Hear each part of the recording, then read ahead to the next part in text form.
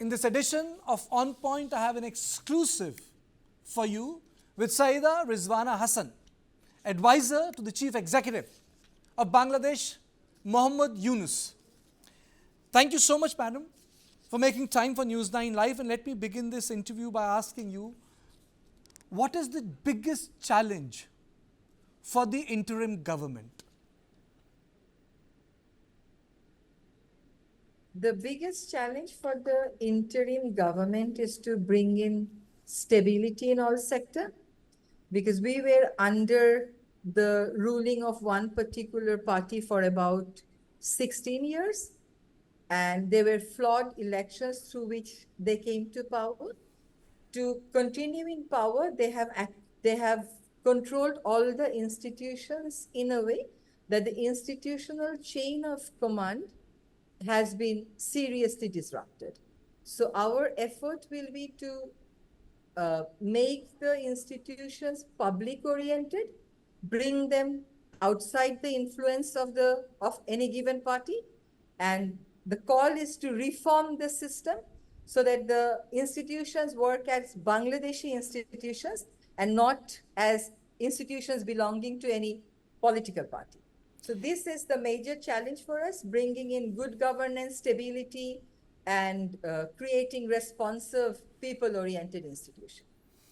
Can we say, madam, that the government now is in control in Bangladesh?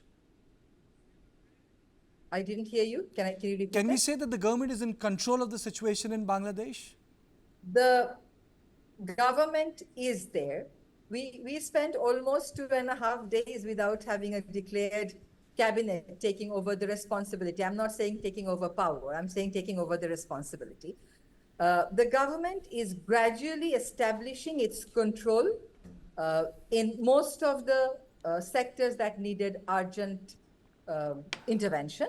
I would say in the finance and in law and order, things have been brought under control. How will the new government restore the economy?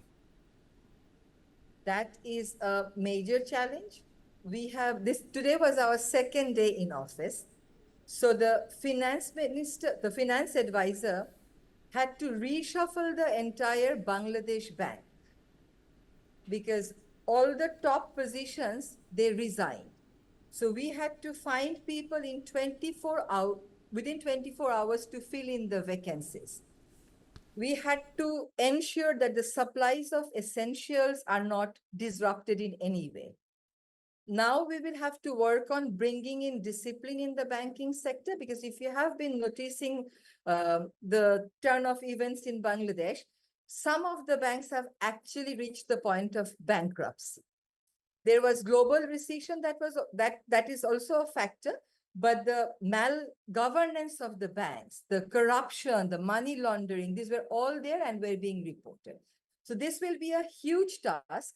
I cannot answer the how question right now at the moment, but there are other countries who have gone through similar experiences before. It is not impossible to bring in reforms. So they are thinking about reform agenda. They are thinking about how fast we can actually bring in the reforms in the system. So the laws were there.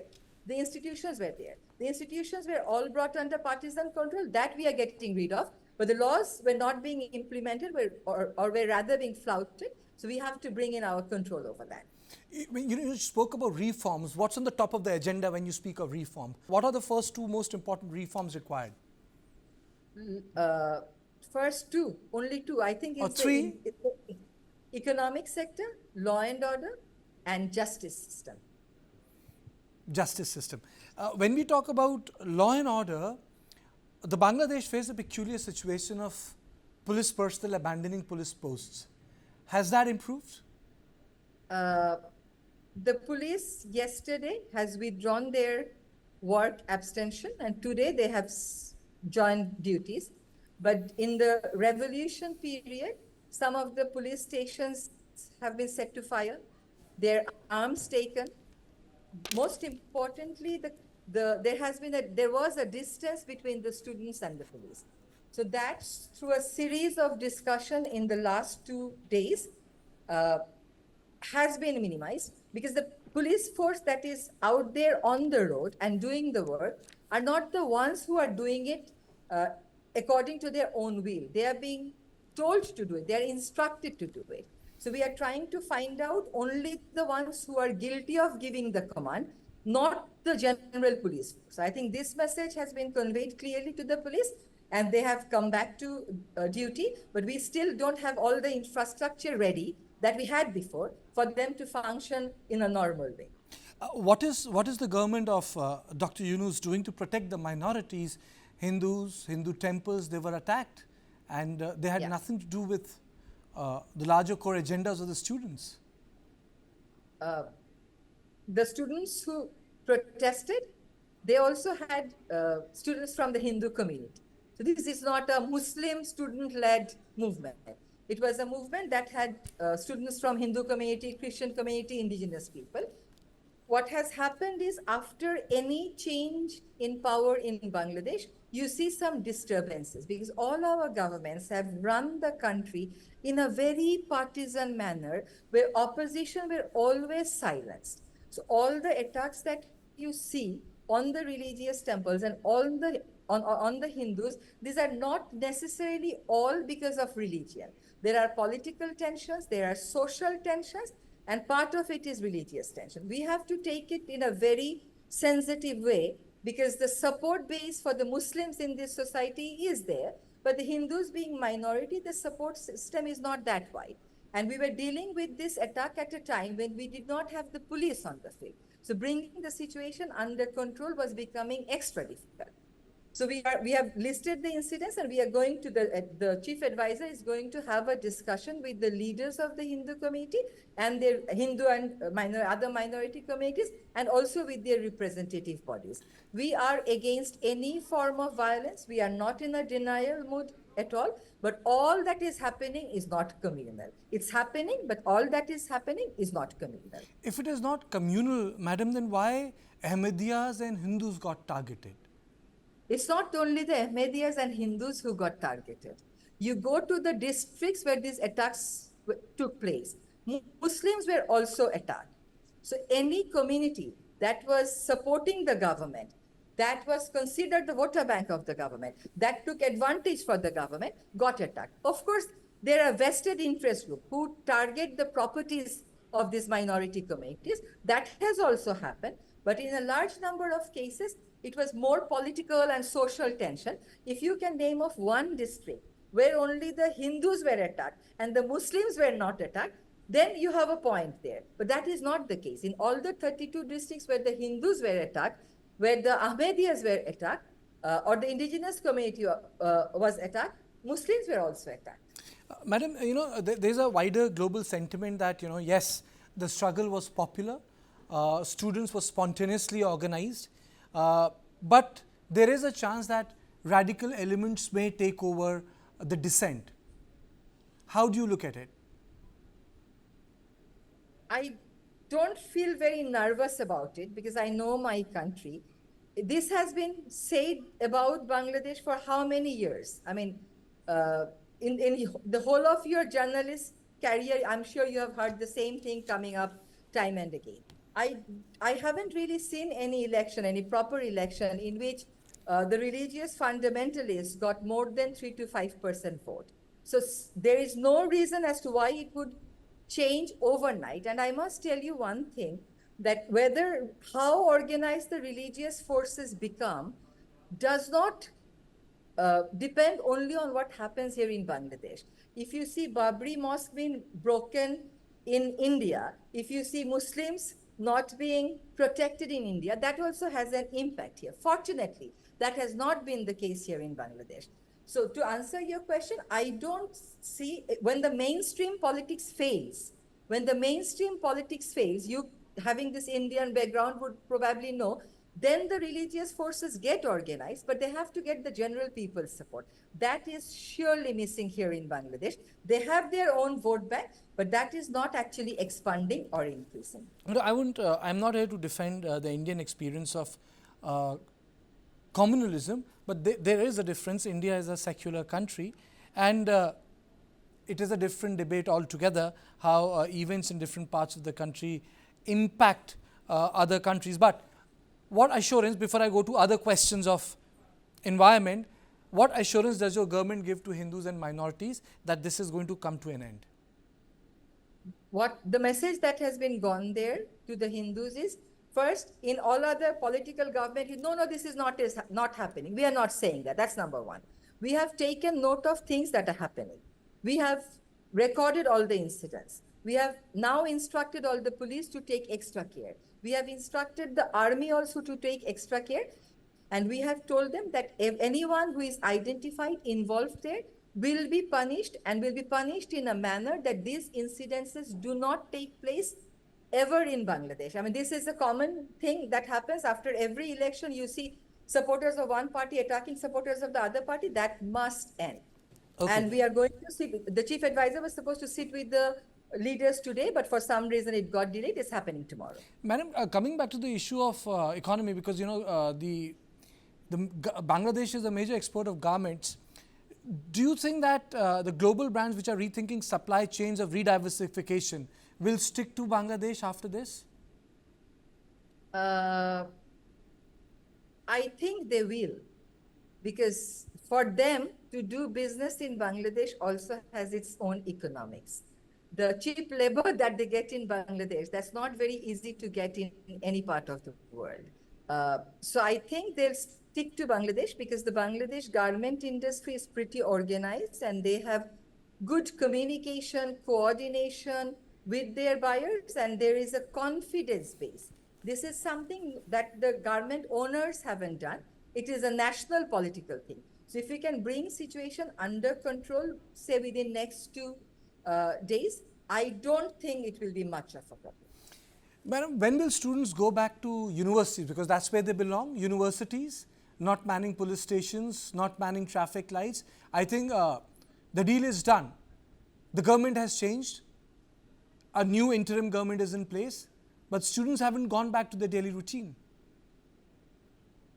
They haven't gone back to the university because of the fact that the old VCs and proctors who failed to protect them when the student wing of the party in power was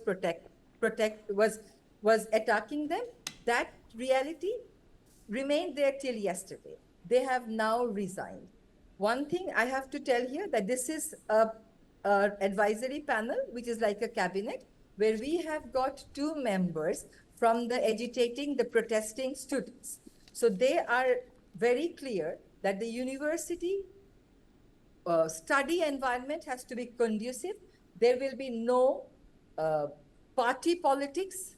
There will be no party cadre who will be staying in the hostels, and the VCs and proctors will be appointed afresh, and they will have to know that in case there is an attack on the students, the VC and proctor and the teachers will be protecting them. It's not only a demand from the students, it's also a demand from a large section of the teachers who thus far, were helpless. They could not protect their students because police and the other forces will be siding with the goons of the party in power. So that situation, once it changes, that may take another few weeks, but they'll be back to their universities, and it will be a very different university for them.